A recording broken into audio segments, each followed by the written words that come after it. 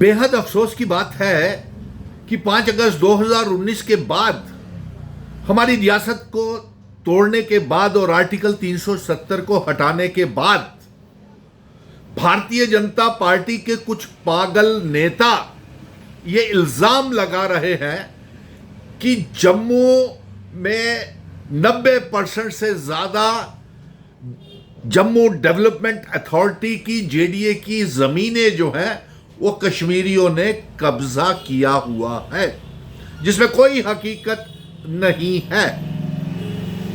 ये भारतीय जनता पार्टी के दिमाग में, दिल में कितना जहर, कितनी नफरत कश्मीर, चिनावली, पीर पंजाल के लिए भरी हुई है, जो ये कभी ये कहते हैं कि खित्ताए पीर पंजाल क्या है, चिनावली क्या है। कश्मीरियों ने जम्मू की जमीनों पे 90% जेडीए की लैंड के ऊपर, जमीन के ऊपर कब्जा किया हुआ है।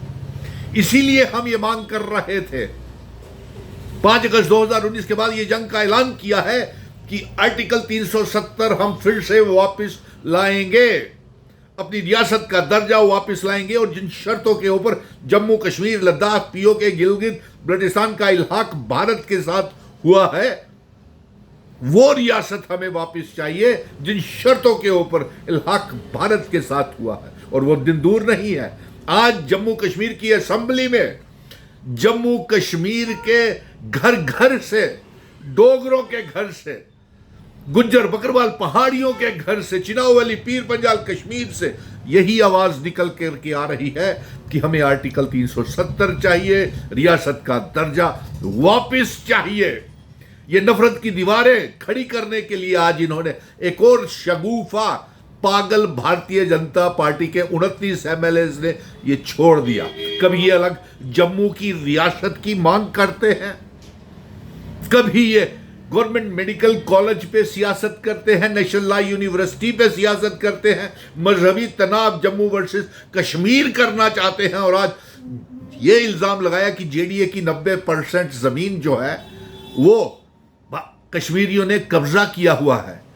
ये leader of the opposition Sunil Sharma, Shyamlal Sharma और इनके इक्का दुक्का और एमएलएज, कम पागल एमएलएज ये इल्जाम लगा रहे हैं ताकि नफरत,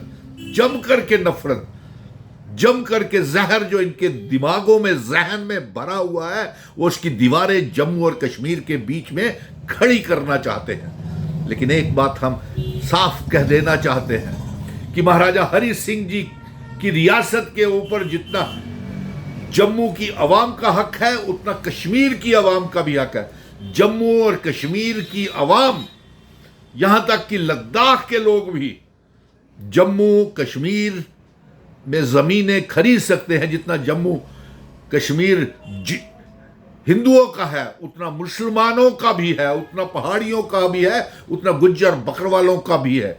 इसलिए आज इसकी हम बड़े शब्दों में कंडेम करते हैं। जो कुछ जिनका कोई वजूद नहीं है, उन एमएलएज ने ये जो इल्जाम लगाया कि 90% लैंड कश्मीरियों ने कब्जा किया हुआ है।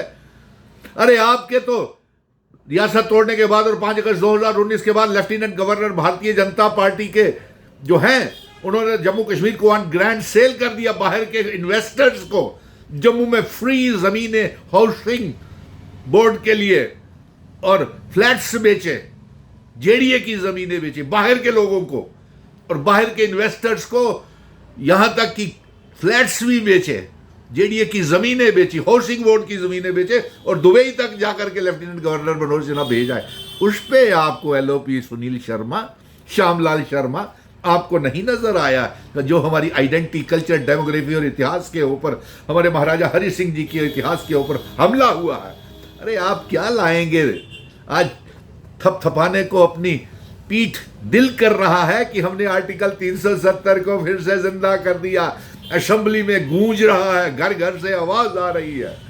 और मैं चुनी हुई सरकार से ये कहूंगा, जल्द से जल्द आर्टिकल 370 के लिए एक बिल, रेजोल्यूशन पास करें असेंबली में कि जम्मू कश्मीर की आवाम को पूछे बिना हमारा आर्टिकल 370 को भारतीय जनता पार्टी ने गैर आईनी तरीके से तोड़ा है और अब सुप्रीम कोर्ट की हिदायत के बावजूद भी ये जम्मू कश्मीर के दर्जे को अगवा करके किडनैप और हाईजैक करके रखा हुआ है।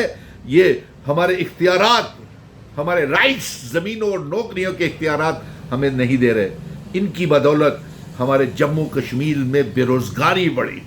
आज जम्मू कश्मीर में जो बेरोज़गार पढ़े लिखे नौजवानों का हाल है, उसके लिए आर्टिकल 370 रियासत का दर्जा नहीं होना इसका जिम्मेवार है। आज आर्टिकल 370 होता तो आज हमारी रियासत खुशहाल होती, बच्चा इसका जम्मू कश्मीर का पढ़ा लिखा नौजवान खुशहाल होता। लेकिन आपने कभी जेडीए की 90% लैंड के ऊपर कश्मीर ने कब्जा कर लिया है? बताइए, ऑडिट कीजिए, करवाइए ऑडिट। भारतीय जनता पार्टी का दोहरा चेहरा नजर आ जाएगा। ये पागल कुछ एमएलए हैं, इनके विधायक और 29 एमएलए अलग जम्मू रियासत बनाने की साजिश के चक्कर में बैठे हुए हैं, जो इनका मंसूबा हम कभी कामयाब नहीं होने देंगे।